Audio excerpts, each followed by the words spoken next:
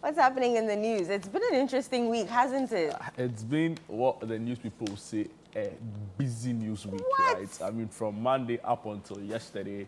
I was thinking, all the shenanigans in normally Parliament. Fridays are quiet, Yeah, and but you not this time we around. are being told for the first time in a very long time, probably years, the Supreme Court sat on a Friday. It's the wonders they say shall never work, right? Quickest ever, at least in my time. Yeah. I mean, I was talking to some of our court correspondents, Hansen, and they tell you that, like, see, they don't recall the last time it ever happened. Yes, so we are not in normal times. No, we're so not. It's not even too surprising at all. We're not. But with me this morning is the Daily Graphic Weekend Special newspaper. Big front page story: parliamentary twist. Supreme Court reinstates 4 MPs, put Speaker ruling on hold, or as the lawyers or the legal people say, he stayed the execution of the Speaker's ruling. Other big stories here: 2024-2025 academic calendar out. Fresh SHS students report to school on October 30th. This story comes with a photograph of the Education Minister, Dr. Yao Osei Educhum. Back page story, sports headline: Coach Otuado reflects on Black Stars' struggles in that poor showing last week against Sudan, the doubleheader in which we took only a point out of a possible 6. So Otuado has been reflecting on the Black Stars' struggles, and these are some of the stories on the Daily Graphic Weekend Special. Okay, so I have the Mirror, Ghana's most popular weekend paper. Buy personal makeup products, brushes to prevent infections, according to a dermatologist. I Choose to Live, Diary of a Breast Cancer Survivor. Pages 6 and 27 have those stories. Our movies must project our culture values. Sika Duali. On the back page of the Mirror, you'll find James Kwesi Appiah, veteran tactician. That's what they like to call him. I have The Spectator, your weekend companion. Corporate Ladies Association of Ghana inaugurated. Lack of formal education, human error, cause of most road accidents in Kumasi. And they're telling you to check your land title registration again. Asantehene destools Queen Mother for violating Great Oath of Ashanti Kingdom. I wonder what the Great Oath is. We'll get into that. And they're also on the back page have a picture of Kwesi Appiah, Sudan coach, and I like the caption: "Weep not for Black Stars, Appiah, Part 1." And then another story on the back page: Hearts can delay Dreams FC's first win. Yeah. The real weeping will start when the qualifiers is over and Ghana doesn't make it to Morocco 2025. But let me move to the city newsroom. I think we should just call it quit and just now start building ahead, right? The World Cup qualifiers is around, so maybe that should be the focus. But the real focus is to get rid of the incompetence at the FA and see how best we can build a team for the future. But let me move to the citynewsroom.com. Government selects Kwam LMI to complete Saglemi housing project. This is big, right? So that's the big story coming in this morning. Kunsu, 1 dead, 7 injured after security guard opened fire on locals. Also, Yekufado officially unveils the National Service Authority, right? It used to be a scheme, now it's an authority. Over here also, read why Supreme Court halted Gbagben's ruling. If you want insights, right, or an explainer to all that ensued in Parliament within the last 48 hours, you can go on the citynewsroom.com. The story is there with the headline: Why the Supreme Court halted Gbagben's ruling. NDC lacks strategy and tactics. They talk too much. That's coming in from former Attorney General Ni Ayikwe Otu. Gbagben unlikely to disobey Supreme Court ruling. Justice Abdullahi, legal practitioner, a private legal practitioner, with that one. Supreme Court ruling extremely strange. The NDC's Director of Legal Affairs, Eduji Tamaklo, with that one. Also here, MPP expels North Dayi youth organizer for openly supporting NDC. Families, friends hold vigil in honor of the 2 girls killed in the East Legon accident. And I saw videos and pictures from this particular vigil. and I was struggling to really hold back tears, right? It's a really devastating news. It was so painful to watch. It was a needless death. Yeah, that could have been prevented. We are praying for God's comfort, really, for the families who lost their two precious daughters in that particular gory accident in East Legon. And we also want to use this medium to advise and also caution road users, road drivers. See, let's just be responsible on the road. Let's be safe on the road, right? There's no point speeding and that blatant disregard for road instructions, road regulations, right? It amounts to nothing really, and in the end, we cause innocent people so much pain. So let's be responsible with the use of our roads. Or don't drink and drive, don't text and drive. You know, I saw a statistic that said that people who text and drive are 23 times more likely to be involved in a road crash. So there's no point really in texting and driving. You can always just text obey. when you get to your location. Exactly, right? And if you have to get there at a particular point in time, leave early. Don't. So honestly, I think we should also emphasize that you should not put the people who are not meant to drive or are not the driving age or are not legal age to drive. Yeah. You know, don't give them the keys. Don't give them the, the go-ahead to it's unbelievable. drive. A 16-year-old. Yes, they may be learning, but they always have to have somebody sitting by them with a, the new driver. That's a learning sticker on the car so that they know. And he has no business driving at that kind of speed. The law prescribes how to go about it when you want to teach somebody how to drive. There are driving schools and all of that. I don't think the law allows people to be driving or be taught how to drive on some of our major roads. Yeah. And another thing too is that they say the person was the person involved in the crash was a 16-year-old. You know, parents for some reasons always tend to want to have some.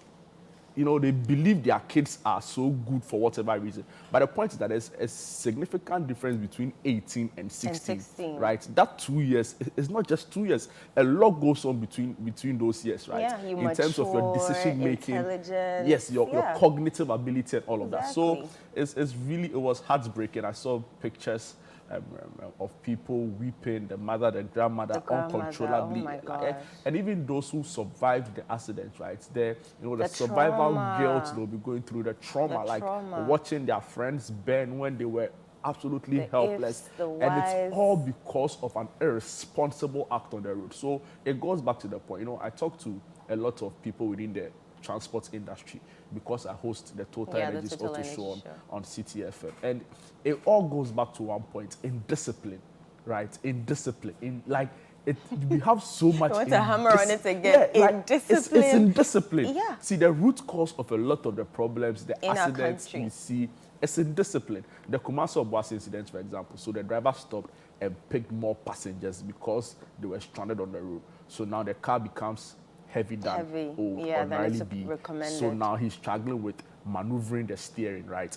And people die. About 6 people die. Yeah. So it's painful. Oh my goodness. It's heartbreaking, yes. And like we're saying, we are praying for comfort. So there you have it in your shot. The grandmother of one of the ladies, the young girls who died. And you see, nobody should have to go through this. Nobody should have to lose a child at that age, in such circumstances. It was so painful. And it is still very painful. So let's be responsible. Let's be disciplined. You see, we need to bring back in the day, there were so many public education ads on responsible driving, Okwabo, all of those things. Driver Banza, we need to start the sensitization again because the discipline is becoming too much on our roads. We all know our roads are nothing to write home about. So we can't, yes, we can blame our roads, but we cannot, for this incident in particular, we cannot blame our roads because that's a residential area. I know residential area, the speed limit's 30, 20, but I don't know, you have no business driving at top speed in a residential area because anyone can come from anywhere onto the road and then cause, this accident. Leaving so much pain and agony and anguish for family members, right? Trauma for those who survived. It's unfortunate. I heard one of the girls, that's her mother's only child, her parents' only child. 12 years. It's so devastating. And honestly, like I said earlier, the God of all comfort, we pray, will be with the family in these really trying times, right? Yeah. And we know that this is hard. There'll definitely be better days ahead for this the really Agbenu, hard. and I forgot the other name, but for the Agbenu and Jomo families. Yes. So may God be with them. May in God these really console them difficult and times. be their strength. All right. So some My other eyes are tearing up. Let's stories. move on. No, so sorry. No, I feel you. So sorry. Some other stories here on the citynewsroom.com. Bagman must respect Supreme Court ruling. Afenyo Markin, who was majority leader, turned minority leader, turned majority leader again. We don't know what the outcome will be on Tuesday when Parliament sits. But yes, and also here finally, Supreme Court squashes Bagman's ruling. And that story is on the citynewsroom.com. There's also a video of Salifu Amuakwa apologizing over the fatal East Legon accident. And people are also calling out the appropriateness of that video, right? I don't even want to go into that. That video was edited. I don't want to talk about it, honestly. But let's move on to other stories. Yeah. Let's move on to other stories. I don't know whether I believe his apology or whatever it was. I mean, he's come out to apologize, which is several times. Yeah, I hope he's also followed it up to try and reach out to the family. But the point is that I don't know if he has. And he went there with a siren.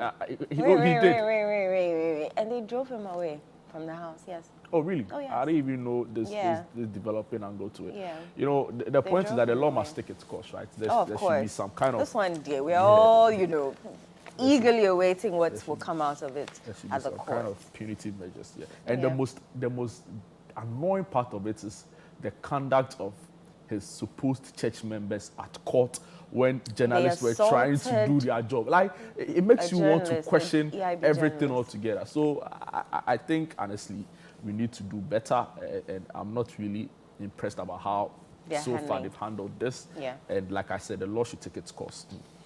All right. Will you do the Daily Graphic, or should I just delve into the Mirror? Because of how big this story is and how let's finish that. It's captured the week's news platforms, all stations really. Yeah.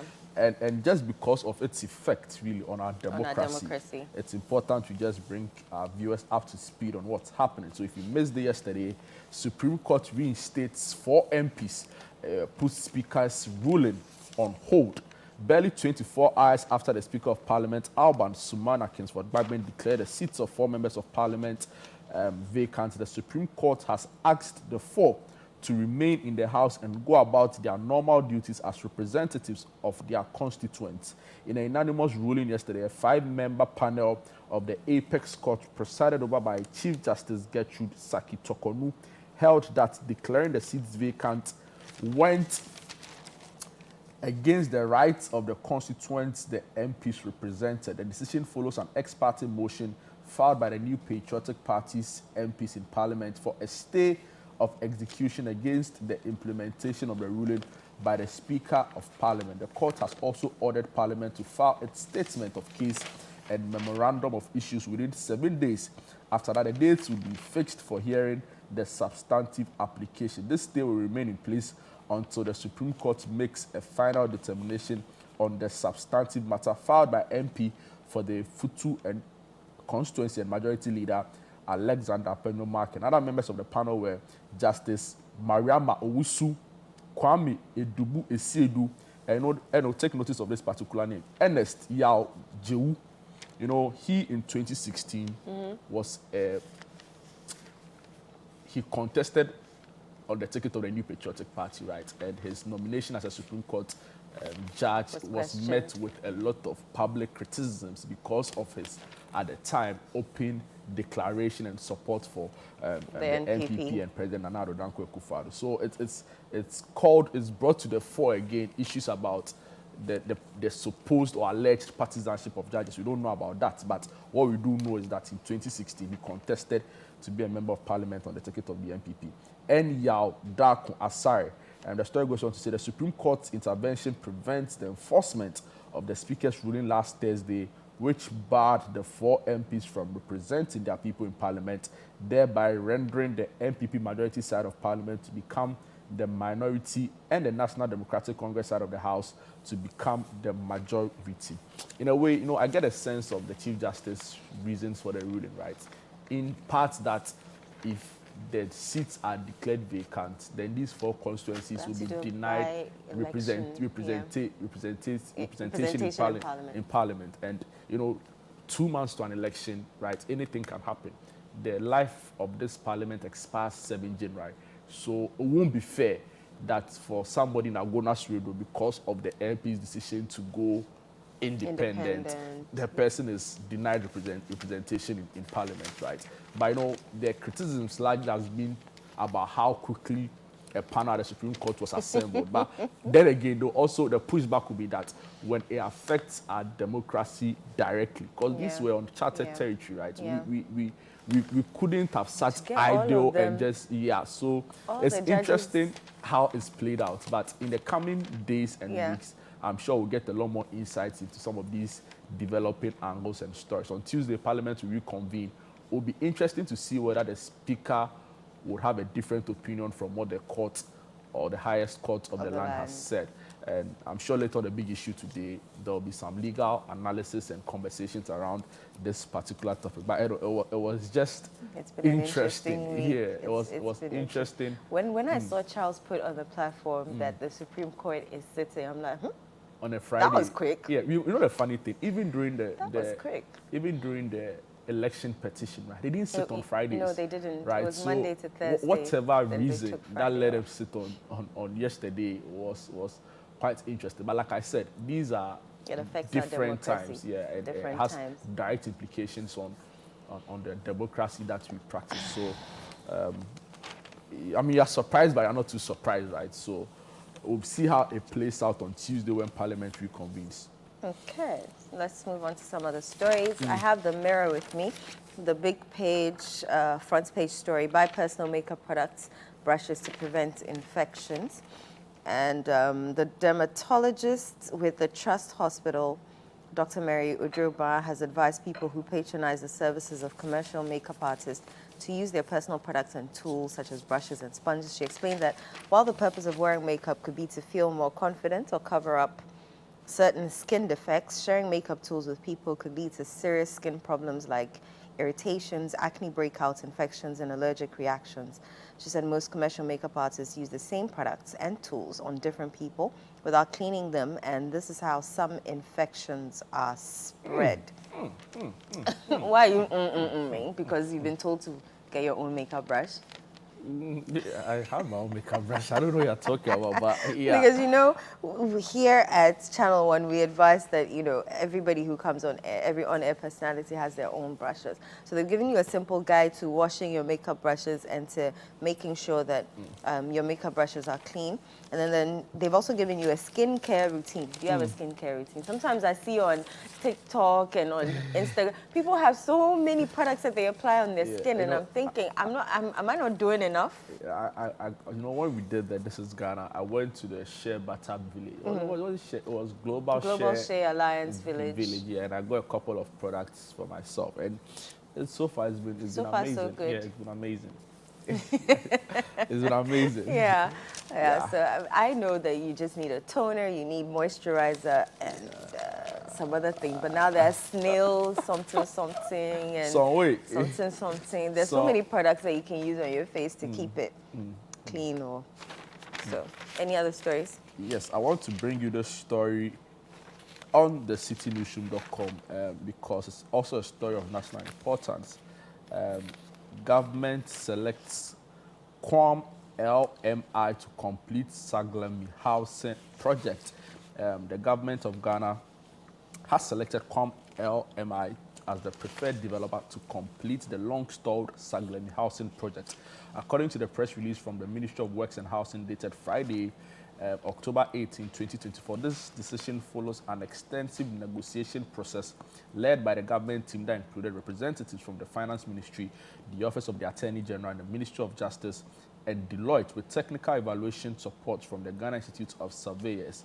It said the redevelopment will be structured through a special purpose vehicle, with government's current investment in the project being treated as equity.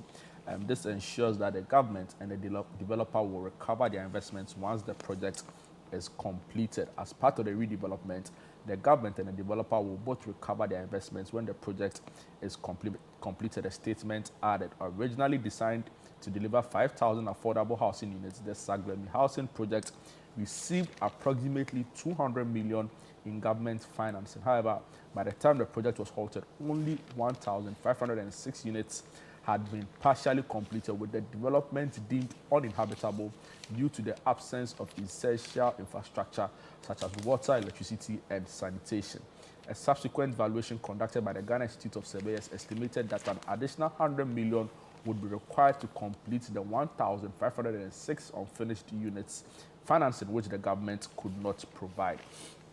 You know, we currently have a housing deficit of about 1.8 million, the last time I checked with the Statistical Service. So we have always maintained that projects like this were important, right?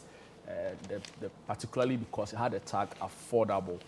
Now, I've heard some minority members like Roxanne Dafiamepo, South Dai MP, complain that there was not enough transparency, really, with government decision to settle on this particular developer for this. We don't know that for a fact. And so it will be interesting that the Ministry of Works and Housing, led by Kojo Point Nkrumah, will come out and give enough data, really, on this new development. But the point is that it's important to complete the Saglemi housing project. We can't afford to let it rot like that while people in this country, and even those who can afford, don't have decent places of shelter. And, you know, during the Akosombo Dam spillage, conversations were rife about how we should convert that as a temporary homes for the persons involved in the flood. Government was not really interested in that conversation. So it meant that they knew what they wanted to do with this project. So it's great that we've made some progress, but would also encourage the ministry to come out with a lot more information and details on this particular decision to settle on Quam LMI. And in the coming days, I hope that this will dispel the negative vibes that has really surrounded this project, right? And would get the whole buy-in of everybody to ensure that we can really put this matter to rest and move forward. Because, see, it's been a long, winding case, right?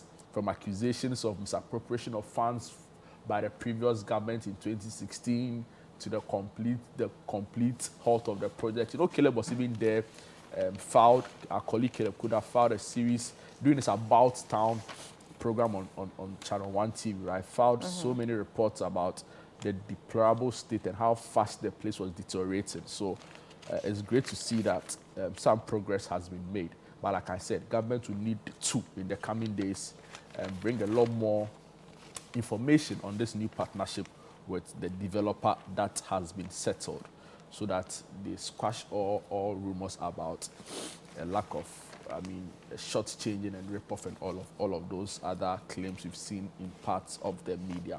You have any stories for us? I do, and since we're in the month of October and we're preaching to get people to check their breasts, get them screened for breast cancer, there's a story here on page 6 of the Mirror. It's a feature, actually. I chose to live, diary of a breast cancer survivor. And I like the beginning of the story. So she says, it's been 5 years. It was like a dream, but it was real. Initially, I thought it was an aftershave bump, but I realized it was changing position. I asked my husband to check it for me. He said it was normal. It was painless. It was not big, slightly bigger than my thumb. It didn't seem to be moving, but I realized it was no more in my armpit, but was in my upper breast. Strangely, I went to the clinic to report on 2 different occasions, but I reported something different. Maybe it was because it was painless. This went on for about 2 months. One Sunday night, I was picking my children up from my parents' house after work when I felt a sharp pain. It was once, and I never felt it again, even to the point of treatment. I could have ignored it, but my scream alerted my mother, who usually listens to a local radio station that discusses breast cancer. She said every time she listened to the radio about breast cancer, she would think about me. To her, the predisposing conditions were similar to my experiences. She said I had very early menstruation and gave birth very late. Well, I had not thought about this, and by the nature of my lifestyle, I'd hardly get time to listen to such programs on radio. And it goes on, and there are pictures of her doing chemo, losing her hair, and she says having a positive mental outlook throughout the treatment process is very, very important, because it was a very difficult period for her, even with God and family and positive thoughts. How much more someone who doesn't have a support system, someone to help them through such difficult times. So kudos to her, 5 years cancer-free. She's done an amazing job. I absolutely love it when people come out to share their stories. And Yes. I mean, thank you for highlighting this particular story as well, because, you know, like Dr. Kalsum has been saying on Sundays on our show, you know, we need to create that survivor network where people come out and share their stories so they know that they are not alone, particularly because of the way society handles some of these issues when they come up. The stigma involved, you know, people just begin to shun them, right? So it's important that we change that narrative, right? So, yeah. In a related story to what you just read, thousands work to celebrate breast cancer awareness. I like how it looks like this year, the advocacy has been really out there. Yeah. I don't know if it's because we are here doing it a lot, or but I know I go through the news, I see now and every other time that people are coming out more and more, giving and more. out free And I think the and press all of that. and the local Ghanaian media has played a really instructive role in making sure that this has been the case. So kudos to the media for highlighting these really important aspects of our lives, particularly for the victims and those survivors, right? So thousands of people, including government officials, traditional leaders, medical practitioners, civil society organizations, celebrities, market women, residents of Ejisu, both young and old, breast cancer survivors, and students of some selected senior high schools in the Ashanti region last Saturday thronged the major part of Ejisu to celebrate and create awareness on the devastating effects of breast cancer and other non-communicable diseases. In attendance were the Queen Mother of Ejisu, Nana Santua II, the Ashanti Regional Minister Simon Osei Mensah, the Municipal Chief Executive of Ejisu, Samuel Odrofrimpo, and the founder of Breast Care International, Dr. Beatrice Wiafe Adai. Some other international partners were present the founding director of Global Health Catalyst, Harvard University Professor Will Ngwa, Professor Stephen Avery of the University of Pennsylvania, and Professor Saifo Hugh of the University of Pittsburgh, all in the United States of America. So they shared solidarity messages. There was a walk, there was a deba, and there was a talk on cancer and how to look out for the risk factors. Two quick stories before we go. Why drink water in the morning? This is in the Mirror. So they're telling you that it's 70% of your body. So they're giving you various reasons. One is that you get better skin, fewer kidney stones. It helps you flush out your bowels, decreased heartburn, fewer headaches, increased toxin flushing, better hair. So if you don't have hair, you can consider drinking water in the morning. And then in The Spectator, there's a story here. Santahini distools Queen Mother for violating great oath of Ashanti Kingdom. A bit of the story, Santahini has distooled Nanaidu Chumwa Bonin II, the Queen Mother of the Denyase Traditional Council in the Ashanti region. She was accused of violating the sacred great oath of the Ashanti Kingdom, popularly called Intamkesia Miensa.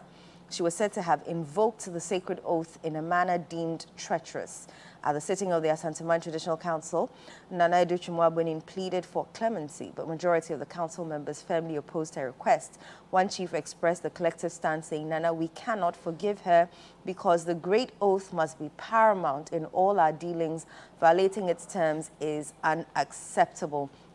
The Gossaman Hene echoed similar sentiments. My biggest fear here is the involvement of the oath, and pleading on her behalf is difficult because of the sacred nature of the oath. So Otumfuo upheld the sanctity of the great oath and emphasized the importance of adhering to Asante customs and traditions. In safeguarding the golden stool and the great oath entrusted to me, I must ensure fidelity to our traditions, he stated, reflecting on the significance of the oath. So she has been destooled. Do you want to do Kwesi Appiah before we go? Yeah, you know, let me go to Ado because he's in the thick of affairs and he's been paid $50,000 allegedly because the FA will not disclose, and sources close to the FA say that that is the amount of money he's being paid for. You know, you pay for the match or for no, monthly salary. Okay. Yeah, you can't be Niger, you can't be Sudan, and you are being paid that. That is sacrilegious. Like in no other place would something like this happen, except for our beloved Ghana. So Coach Otto Addo reflects on Black Stars' struggles. The Black Stars head coach has openly acknowledged the struggles of his team and what they faced in their disastrous 2025 Africa Cup of Nations qualifying campaign, particularly following their 2-0 defeat to Sudan in Libya. This latest blow has left Ghana languishing in third place in Group F behind Angola and Sudan, and on the brink of missing out on the prestigious tournament for the first time since 2004. The GAF are clearly frustrated by the Black Stars' inability to secure vital wins, especially at home, stressed the significance of making the most of the home advantage. While he accepted responsibility for the team's poor run, he was quick to highlight the importance of teamwork, unity, and sticking to the game plan as they look to salvage their campaign, which hangs by a thread. With 2 losses and a draw from the opening 3 matches, Ghana's chances of qualifying are now hanging by a thread, with only a slim mathematical hope remaining. Otto Addo remains defiant, determined to make the necessary adjustments for the team's improvement while relying on a stroke of fortune. For Ghana to sneak into the 2025 AFCON, Sudan must fail to pick up points in their next 2 matches, while the Black Stars must secure victories against Angola and Niger. You know, Charlie, let's call it quits. Mathematics. You know, this won't be the first time a major country will miss out on a competition, right? Yeah. But the point is that we should learn from this. Yeah. My only fear is that knowing this country, we won't learn from it. No. We'll try and, you get it. You see, Coach Otto Addo, I saw that interview. I saw excerpts of that interview where he goes on to bemoan the quality we have in the team. And I take great exceptions to that because this Ghana team has enough talent to go head-to-head with any of these African teams we've seen. Yeah. He was just clearly out-coached by a superior coach, in my opinion, in James Kwesi Appiah. Because think of it. He's veteran. He took Ghana to the World Cup. Yeah.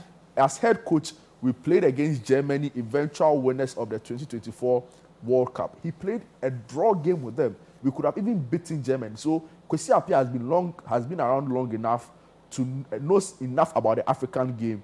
He has some quality and experience that Otto doesn't have. But, you know, of course, Otto is also a young coach. He's growing, he's developing himself. But the other leg to this is that our football administration in this country has been nothing to write home about.